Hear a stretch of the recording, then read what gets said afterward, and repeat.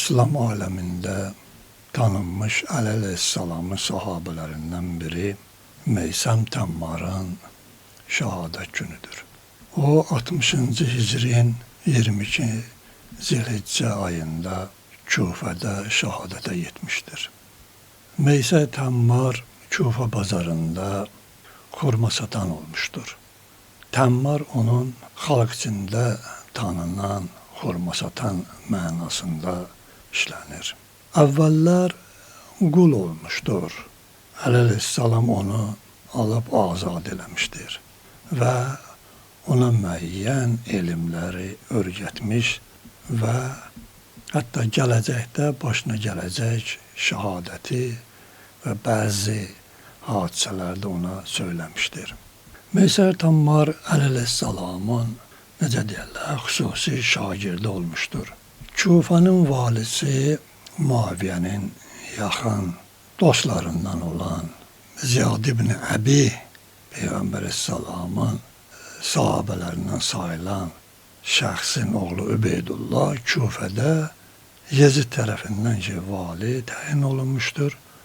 Ona xəbər verirlər ki, Meysem Temmar Ali ibn Əbu Talibi xalq içində tərifləyir, ona Peyğəmbər adından söylənilən yüksək fəzilət sahibi olduğunu hər yerdə danışır.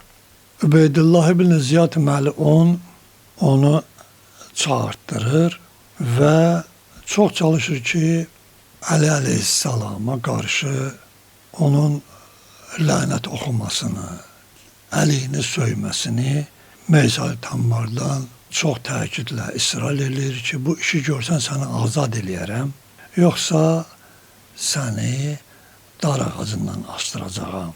Amma Meysemi heç bir vəçlə yola gətirə bilmir. Hətta Meysem onun dar ağacından asılmasını eşidəndə gülümsəyir. Deyir ki, nəyə gülümsəyirsən? Meysem buyurur ki, ağam Əli mənə demişdir, söyləmişdi ki, ey Meysem, gün gələcəkdir ki, mənə söymədiyivə görə, mənə məhəbbət bəslədiyivə görə səni dar ağacından asacaqlar. Rəhmətlik Meysem Temmarı ki, dar ağacından asırlar, hətta dar ağacından da asıldığı zaman insanlar onun ətrafına yığılır, yenə də Aleyhisselamın fəzilətindən hədis nəql eləyir. Belə bir şəxs olmuşdu ki, Meysem Temmar, o hərdən gəlirdi, asılacağı xurma ağacını ki, sulayırdı və onun yanında namaz qılırdı və qeyd eləyirdi ki, ey Allahın yer üzərindəki ağacı, sən mənim üçün xəlq olmuşsan, mən də sənin üçün xəlq olmuşam. Meysemi ki, dar ağacından asırlar, o zaman Aleyhisselamın ki, haqqında yenə də hədis söyləyir, bunu da xəbər verirlər Übeydullah'a ki, o hətta dar ağacında da Aleyhisselamın fəzilətindən danışır. O məlun əmr edir ki, gedin onun dilini kəsin.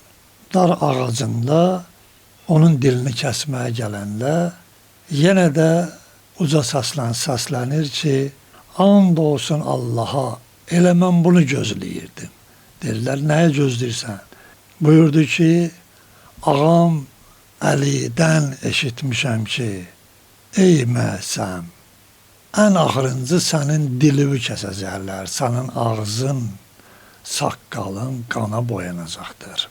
Və bu cürədə onu şəhadətə çatdırırlar.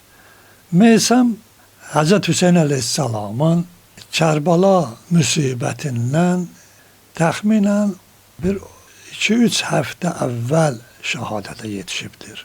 Bu zaman o həbsdə olarkən həbsxanada Muxtarla görüşür və Muxtara Aleyhisselamın söylədiyini buyurur ki, ey Muxtar, sən həbsxanadan azad olacaqsan və Hüseyin ibn Əlinin qatillerinden intikam alacaqsan. Elə dediği kimi de oldur. Burada dikkat olması əsas məsələlərdən biri bundan ibarətdir ki, baxın 1400 il bundan əvvəl baş vermiş bir hadisə insanı düşünməyə vadar edir. Nədir o məsələ? Bir qul və sonradan satın alınaraq azad olunmuş şəxs Kufa bazarında xurma satır. Bir xurma alverçisi 14 əsrdən sonra biz onu yad eləyirik. Onun şəhadətini qeyd eləyirik, kövrəlirik və hətta durub İraqa gedib o Meysər Tammarı ziyarət eləyirik. Bəzən Meysamın adını öz evladlarımıza da qoyuruq. Baxın, yəni düşünüləsi məsələ nədir? Yəni belə bir sadə bir insan, kasıb, fəqir, bir xurma satan, sadə dillə desək. Amma bu günlərim nə səbəb olubdur ki, biz onu belə sevirik və onu yad eləyirik. Bir dənə məsələyə görə.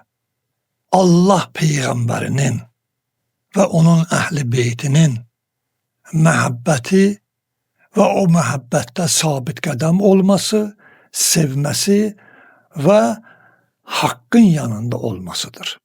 Meysamdan bir Mövla-i Müttəqiyyəndən söylədiyi hədislərdən təbarük olaraq qeyd eləyək. Buyurur ki, ən böyük müsibət odur ki, insan haqqı tanısın, lakin ona köməklik etməsin. Bu ən böyük müsibətdir. Həqiqətən də bu hədis indiki dövrdə, zamanəmizdə də özün göstərir.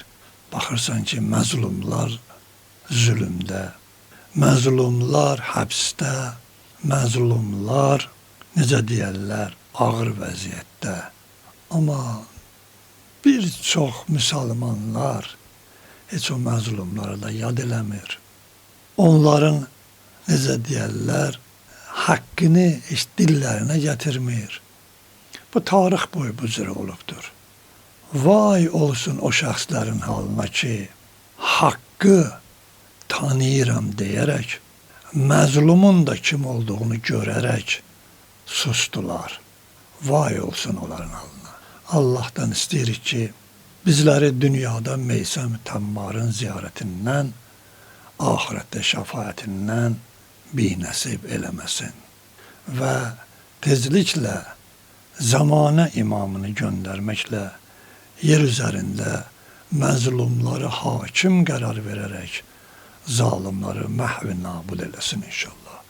Salam olsun Əlinin qeyrətli, şücaətli, səbirli, arif olan sahabəsi Meysəm Tammara.